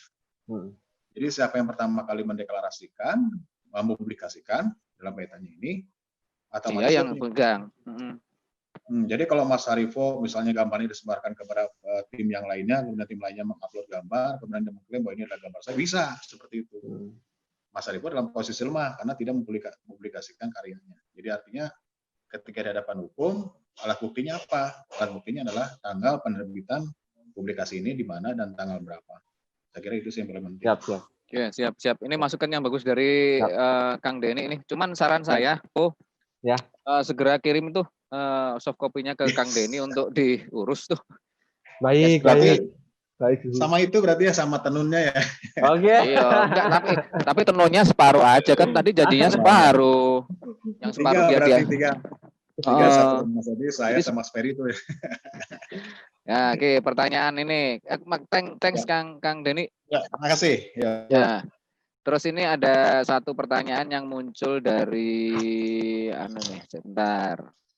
Oke, ini ada support dari Mas Julius Widi Nugroho. Beliau juga seorang publisher, juga seorang ahli cetak, usul dan menyarankan dibuat proyek pribadi aja sekalian. Itu lebih seru. Nah, itu usul, ditampung aja. Terus dari Mas Prianto Puji Anggriawan, Mas Haribo, ini sudah keberapa kalinya proyek yang Mas Haribo jalankan? Terus ada tips nggak gimana memulai proyek ini seperti ini yang kira-kira yang belum pernah? Ada tips nggak? Oh, kalau saya ini proyek yang kedua. Saya lagi ngejalanin proyek yang ketiga tentang sungai di Kalimantan, Sungai Kapuas. Nah, oke, siap. Terus untuk tips-tipsnya untuk teman-teman yang mau ngejalanin proyek seperti ini, ada nggak? Kalau tipsnya ya tadi 4 poin awal tadi. Kalau mengerjakan ini itu adalah patokan yang saya sudah pergunakan dan itu sangat bermanfaat. Tinggal nanti komunikasi kita aja yang lebih baik untuk kita menjalani. Ya kita tahu kalau datang ke situ proyek kita untuk kebaikan kebaikan siapa dulu. Gitu. Kalau bisa ada tentukan orangnya, silakan ngobrol ke yang bisa mengenakan kita di daerah tersebut. Gitu. Oke, siap. Tuh, kalau masuk ke daerah atau ke desa, kepala desanya izin dulu, pegang dulu kepala desanya. Jadi perizinan harus komplit, tujuan jelas gitu ya? Ya, karena kita nanti kalau daerah tersebut kalau ada apa-apa, itu agak sulit gitu. Karena di sini kita kan bermain di wilayah yang luas, di tengah hutan, di tengah laut. Kalau kita nggak humble sama orang yang berkepentingan di situ, ya nanti juga kita ya siapa lo gitu. Oke, siap. Thanks. Next, ini saya dari Mas Julian Sitompul nih, saya buka mic ya. Sampein sendiri deh. Dia minta soft copy nih. Ngomong deh Mas Julian. Halo. Halo Bang Riko. Halo. Sehat ya? Sehat alhamdulillah, Lai. Ya, aku lihat foto project Bang Riko, tertarik untuk memiliki soft copy-nya, tapi ini bukan buat pribadi aja. Oh, siap. Saya suka ngumpulin karya-karya teman-teman lah di rumah. Oke. Ya? Iya, siap. Izin ya, siap. Izin. Ya, siap. Maksudnya begini, Mas Haribo. Ini kan kebetulan proyekmu ini kan sangat prestisius ya. Harapannya supaya jadi semacam inspirasi buat teman-teman di organisasi. Jadi nggak cuma motretin manten doang gitu istilahnya. Coba bikin proyek. Teman-teman selain nyari duit di wedding, coba deh jalanin proyek untuk setiap pengda tertentu mana bikin proyek bersama untuk mengulas mengenai adat setempat mungkin. Enggak di Bang Julian sekarang di Pekanbaru mungkin ayo gabunglah teman-teman di area situ APFI bikin proyek bersama untuk mengulas adat setempat. Nah, gitu. Mungkin bisa jadi seperti itu. Thank you Mas Julian, Mas Haribo. Terus ini Astono Singgi. Izin tanya Om, dalam proyek seperti itu butuh waktu berapa bulan atau tahun? Ini saya di target 4 bulan. Di target ya? Artinya setelah lewat dari 4 bulan itu subsidi nggak ada? Nggak. Kalau lewat ya dana pribadi. Oke, siap. Ada lagi nih, sebentar. Ini ada Pak Denny Harlianso. Sebentar. Saya buka dulu. Mana nih Pak Denny Harlianso? Sebentar. Saya open mic. Pak Denny Harlianso, monitor. Saya open mic ya. Oke. Assalamualaikum semuanya. Selamat malam. Waalaikumsalam warahmatullahi wabarakatuh. Silakan Pak Denny. Ya, dari beberapa hari ini memang nggak tahu ada masalah di kamera laptop saya. Jadi gini, kebetulan saya juga di media dan saya memang selama ini belum pernah menerbitkan buku walaupun udah banyak buku yang saya buat dengan anonim ya. Artinya bahwa kami dari awal itu sudah membuat surat perjanjian secara formal Jadi itu untuk mengikat semuanya. Termasuk kita kerjasama dengan beberapa penulis maupun penerbit luar negeri itu juga sama. Yang penting bahwa perjanjian itu jelas dan biasanya itu berlaku sekali. Oke, one time project ya, one time assignment ya. Betul. Nah, terus juga kayak misalnya memang kita tuh secara ideal kepingin membagikan semuanya untuk semua gitu. Tapi banyak hal yang memang kita harus hati-hati memberikan itu secara free, walaupun saya banyak sekali beberapa foto atau karya-karya saya itu yang dipakai orang lain. Nah, kalau menurut saya sih kan kita punya perpustakaan nasional ya, jadi kita bisa urus ISBN-nya dan lain sebagainya. Di AFI itu ada anggota kita yang juga salah satu orang yang cukup berpengaruh di perpustakaan nasional. Kita bisa minta bantuan beliau untuk membantu itu, karena pada waktu karya kita itu sudah terdokumentasikan di perpustakaan nasional, ya udah itu juga bisa sebagai bahan dasar untuk melindungi kita sebagai hak cipta kita formal. Betul. Jadi kalau di kami juga selalu mengirimkan ke sana untuk dokumentasi negara sih.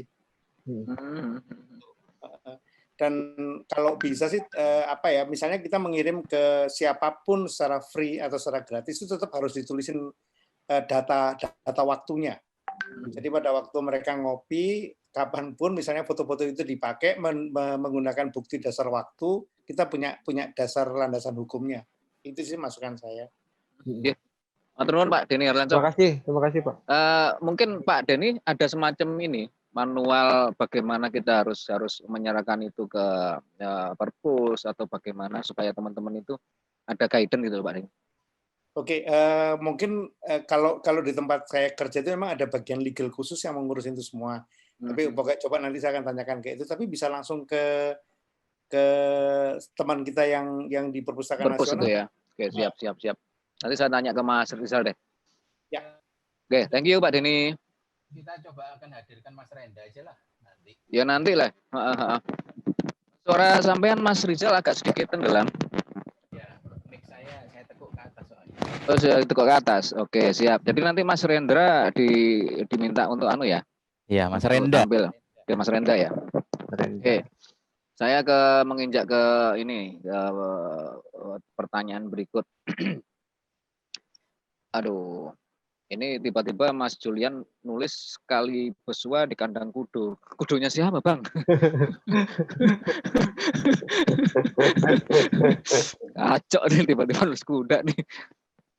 Aduh, nih Hasan Tribuana. Sebentar, tulisannya dikit ya, Mas. Banyak foto. Saya kebetulan mau buat proyek buku seperti itu. Sepertinya frekuensi kita sama nih. Kesulitan saya kolaborasi untuk mencari penulis. Boleh nanti tanya-tanya lebih lanjut. Oke, nanti Mas Haripo dan Mas Hasan Tribuana ini bisa kontak langsung. Mas Haripo, ya. Tolong ditulis di chat sekarang nomor kontak WA sampean. Oke, Mas Hasan Tribuana jika masih memonitor modulasi saya, silakan tulis kontak Mas Haripo yang ada di chat sekarang. Kolom chat di Zoom kan bisa toh? Bisa. Oke, siap.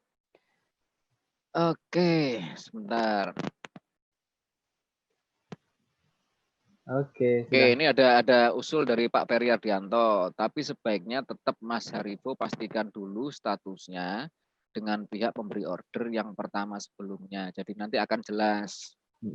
Nah, jadi untuk menentukan bahwa yang pegang hak cipta adalah Mas Haripo betul-betul tegas terhadap ini yang ngasih order gitu. Tuh, terus untuk Mas Denny Harlianso ini sempat nambahin penalize bank kok mungkin ada beberapa. Oke, siap. Ini Haripo Santoso sudah nulis. Ya, ini apa ini? Mas Denny Sugandi download. Sebentar. Ini saya download dulu gambar dari Mas Denny Sugandi.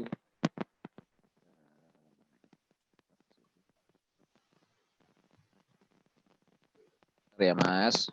Itu ISBN yang sudah didaftarkan. Oh gitu, oke siap. Sudah dibuka Mas. Bisa di-share Mas Rizal? Saya berhenti dulu ya. Ya. Stop ya. Saya share screen ya. Coba share screen. Bentar. Physical.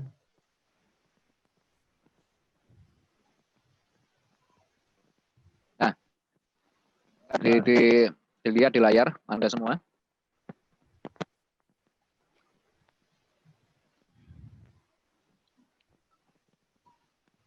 Nah itu, ini adalah bentuk jika kita mau ngurus ISBN.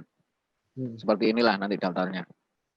Jadi kalau mau misalnya ke Kang Denny untuk ini minta bantuan under APFI ya, yang dari menggunakan ininya fasilitas dari APFI bisa gunakan ini. Itu buku-buku yang sudah didaftarkan di ISBN. Oke, siap. Lah, sangat membantu sekali ini malam ini. Jadi bagi teman-teman nih, bagi teman-teman yang mau mendaftarkan bukunya, silakan kontak Pak Denny Sugandi. Mungkin Pak Denny Sugandi bisa membantu untuk menuliskan nomor kontak HP-nya di layar chat. Teman-teman yang berkeinginan mendaftarkan ISBN melalui Pak Denny Sugandi, silakan mengkontak Pak Denny, dan nomornya mungkin sekarang sudah ada di kolom chat mungkin. Nah, ini Pak Andi Hatta ini juga seorang seorang fotografer dari Karawang nih, tertarik nih. Tuh, Mas Andi Hatta, saya bacakan nomor kontak Pak Denny Sugandi 0813 2239 3930. Oke, sebut. Oke teman-teman, ini sudah pukul 10:12 menit. Dan materi Pak Harifo ini ternyata belum selesai. Karena kita terlalu banyak tanya dan terlalu banyak yang harus diulas karena memang sangat menarik sekali, tapi bukan berarti ini adalah sesuatu yang unfinished. Mungkin next time Mas Harifo akan kita tampilkan lagi untuk melanjutkan ini yang terpotong. Kira-kira bisa kan Mas Harifo? Bisa. Oke, siap. Jadi diingat-ingat aja terpotongnya di mana, nanti kita tampilkan lagi untuk part yang kedua. Ya. Saya Dodi Setiawan mau mengucapkan terima kasih kepada semua Terima kasih yang sudah muncul, Pak Denny Sugandi, Pak Ferry, Mas Julian, Pak Denny Arilanso. Terima kasih atas saran dan dukungannya, Pak Imam Harto juga. Ini adalah salah satu sesi di mana salah satu member dari asosiasi kita mempunyai satu proyek yang bisa dijadikan acuan bagi teman-teman yang lain membuat sebuah karya yang prestisius istilahnya. Jadi nggak ngurusin nyari duit aja, tapi setidaknya kita di asosiasi ini bisa memberikan sebuah karya bagi Nusantara. Ini yang penting. Jadi ini proyek yang patut untuk kita contoh semua. Apalagi saya ini sangat terinspirasi oleh teman saya sekamar dulu waktu saya asesor. Oke, saya mohon yang tampil di layar ini mendekatkan wajahnya ke monitor untuk saya foto keluarga. Mas Rizal siap untuk capture screen? Oke, siap. 1, 2, 3, jempolnya. 1, 2, 3. Oke. Lagi. Ini saya tutup dulu side view side kolom saya di chat biar kelihatan semuanya. 1, 2. Siap. Senyum. Iya. Siap. Terima kasih semuanya. Oke, saya Dodi Setiawan dan yang bertugas di Gatekeeper, Mas Rizal Imanullah, Mas Joni Teguh, Mas Rizmi dan Mas Reski. Tanpa mengurangi rasa hormat, kami mohon maaf apabila ada kekurangan sejak awal dan sampai akhir ini akan kita tutup. Besok kita akan berjumpa lagi hari Jumat. Itu kita akan mengulas mengenai buku foto karya seorang anak SMA fotografer SMA yang sudah nerbitin buku foto. Nah, ini akan bakal menarik dan dia cewek. Nah, ini adalah satu hal yang unik. Nah, kita ketemu Jumat. Saya dengan teman-teman memohon diri. Wassalamualaikum warahmatullahi wabarakatuh. Waalaikumsalam warahmatullahi wabarakatuh.